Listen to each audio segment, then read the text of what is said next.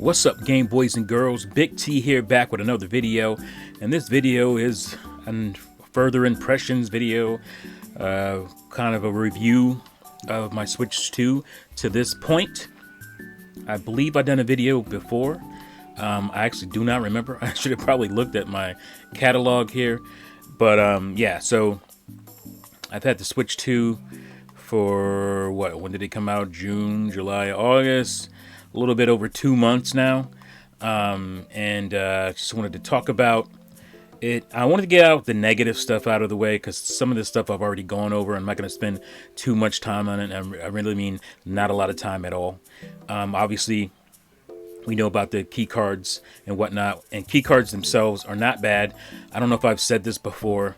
I don't mind keycards. I was actually somewhat optimistic about keycards and thinking they'd be a good option for the companies that really needed them. But at this point, the companies that really need them is every company, because everybody outside of Nintendo and a couple of third parties are just using these things like crazy.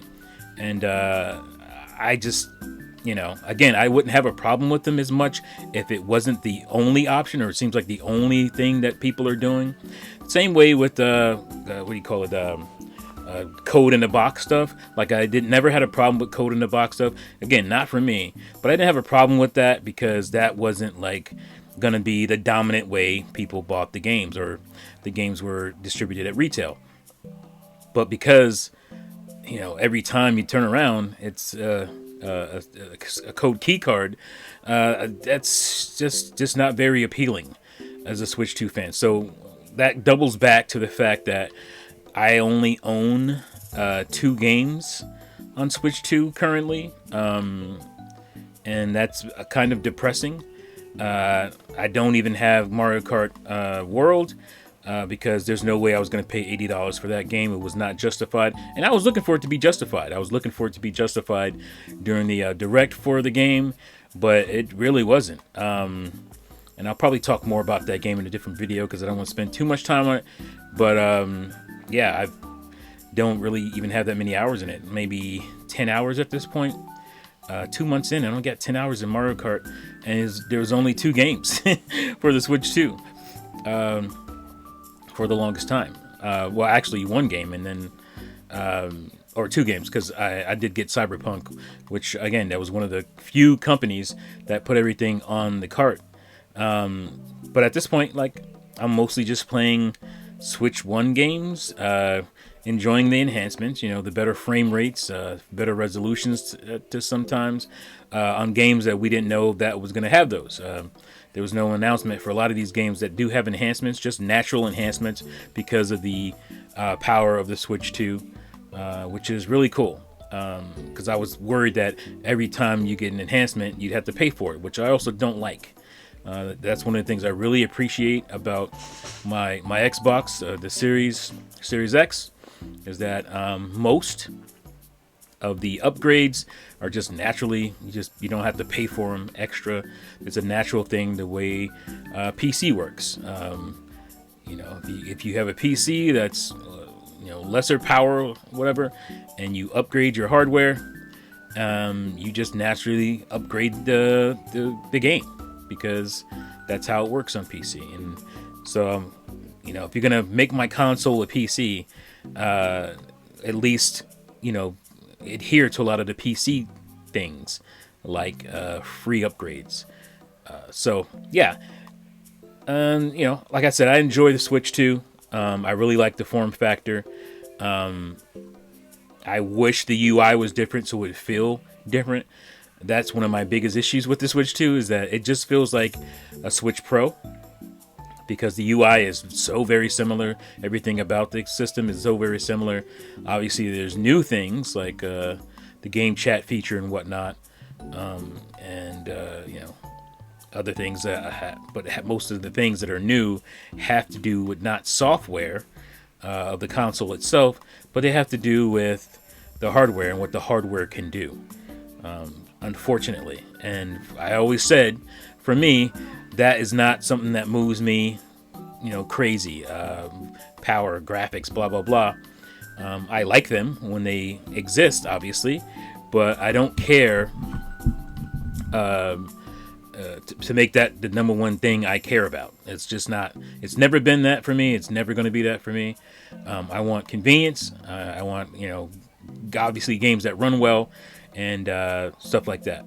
That's convenience. Convenience is huge for me right now because I love the fact that I can play my Xbox games, my Game Pass games anywhere, using my Legion Go, and to some extent my Steam Deck. But that's a cool feature for me. That's the future for me. Just being able to not have to be tethered to my desk, my big TV or my my desktop computer.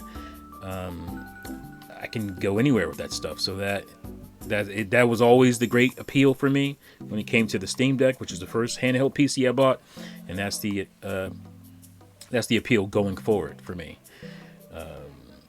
I'm a futurist grandpa. But yeah, so again, the form factor is great. I'm doing little things to personalize the Switch too for me. I got my little thumbsticks. I bought a cool little what do you call it? It's not really protective, but it's kind of like a grip that makes it more comfortable in the hands. Because that was one of my problems with Switch, is that it's a very thin tablet console, including the Joy-Cons. And so for me, my hands would cramp fairly quickly, or it just wasn't that comfortable in handheld mode for me. So that's why I ended up getting like the Split Pad Pro or the Nexus, Joy-Cons, the third-party stuff that were much bigger than the original Joy-Cons. Not to mention the fact that the Joy-Cons had drift issues. All my Joy-Cons drifted. I don't have a working pair of Joy-Cons that I bought myself. I do have a pair that work from that some that somebody gave me, but those are the only ones that work. And other than the, I do have a couple of. I do have the OLED Zelda Tears of the Kingdom console Switch, and they're brand new Joy-Cons in there, so they do work. I'm guessing. Haven't tried it because I haven't played that system. Haven't turned it on. It's a collection piece, but yeah. So I had to get myself a little grip to make it more comfortable. It was pretty cheap, $13, and it came with it even came with the screen protector, which I don't use. I have not used one for Switch 2. I tried to put one on, and it had a little bubble in it, and it was a tiny bubble, but it was enough with my OCD to bother me, and I just took it off, and I just never cared about it after that. I'm not worried about the dock and the Switch 2 at this point, only because I have this grip on here, and the grip is a dockable grip, so I don't have to take it off. I can just slide the grip into the Switch to the Switch 2 dock, and it works fine. But it's wide enough to where my screen would never hit the sides of the insides of the dock anyway, so I don't have to worry. That's the only place I worry about my screen getting scratched, is like inside the dock. So I don't have to worry about that because of the grip. So I don't really care about having a protective screen on it at this point. So that's cool. But I really enjoy Cyberpunk. That's one of those convenient things where I have the Xbox version. I actually have the PS4 version as well, but I never played that. My kids actually got it for me after I already had the Xbox version. They just didn't know. So I'm able to cross-play with that. And so when I want to have a beefier experience with my Cyberpunk and I'm at home, I play it on my Xbox. And it automatically goes to the cloud. I don't have to think about it. And so when I want to go on the go with it on my Switch 2, it's cool that I can just play that on the go. And the Switch 2 version runs better than my handheld PC versions, at least from what I've seen. So that's why I was very happy and had no problem buying Cyberpunk again. And it's great. it, I'm actually into the game. It took me a while to get into playing it, but I think the Switch 2 kind of pushed my motivation because there was nothing else to play on the system for me. And people will talk about, you know, they believe that the Switch 2's launch is fine. It's good. I don't. I think it's one of the weakest launches. I can't even think. If you're going to go back to like N64 or something, I mean, that would be easier to say.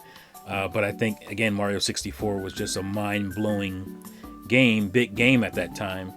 I wouldn't want to put it up against it because, and also, I mean, it's a nostalgia thing as well. Obviously, that was a different time period. The amount of games that come out now is just astronomical to the amount of games that came out then. So my tastes were different. I didn't need 100 games a year like it feels like I do now. But yeah, I just can't. I just think the launch is kind of weak. I would probably compare it to GameCube, which some people will find sacrilegious as far as the launch goes. But even there, I think I found more games that were unique to GameCube, especially to play. Your Super Monkey Balls, your Luigi's Mansion, Rogue Squadron 2, Rogue Leader. We got Madden, so we got Madden on both. But again, Madden on Switch 2 is mired in the fact that, one, it's a key card, and two, actually, I don't even know if it's a key card. I've never seen anything. I'm just going to guess it's a key card. I know it's not on the cart. I know that there's no cart with Madden, because I probably would have bought that. But it also has like technical issues, but I think they mostly ironed them out.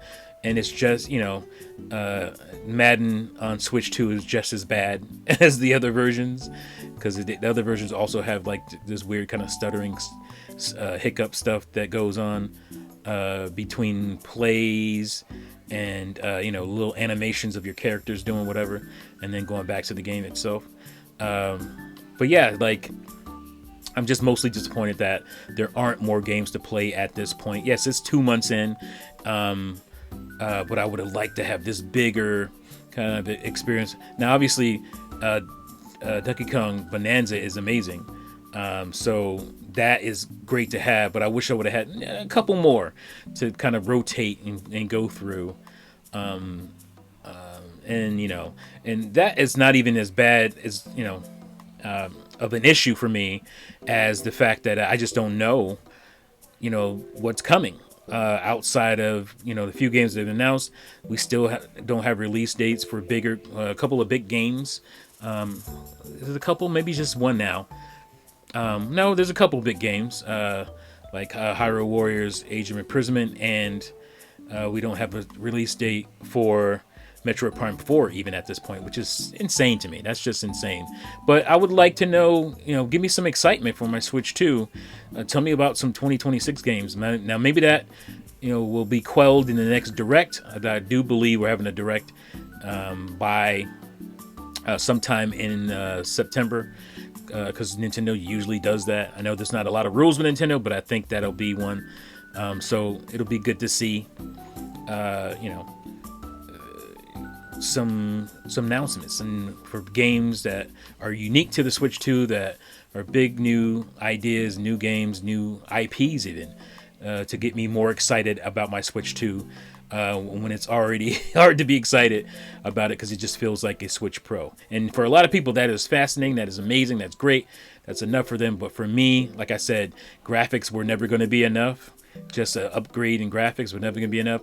I want something unique to my new console.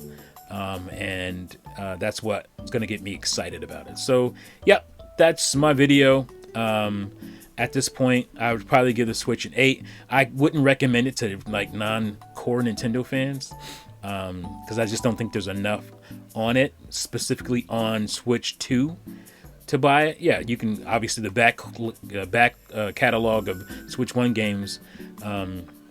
If you don't have a Switch 1 already, I probably would recommend it for that. But just for people who already have a Switch 1 or have had a Switch 1 and maybe stopped playing on it in the last few years, don't play it as much, and are thinking about upgrading or getting the new console, it's harder for me to recommend to them. But obviously for me, I have a huge back catalog. I have a lot of games in my backlog that I can still play on my Switch 2. So that's also great. It's one of the reasons it was easy for me to buy a Series X, was that even though when there weren't a ton of games, I knew I had, Xbox One games that I could play, and they had upgrades. So I'm not going to be a hypocrite about that.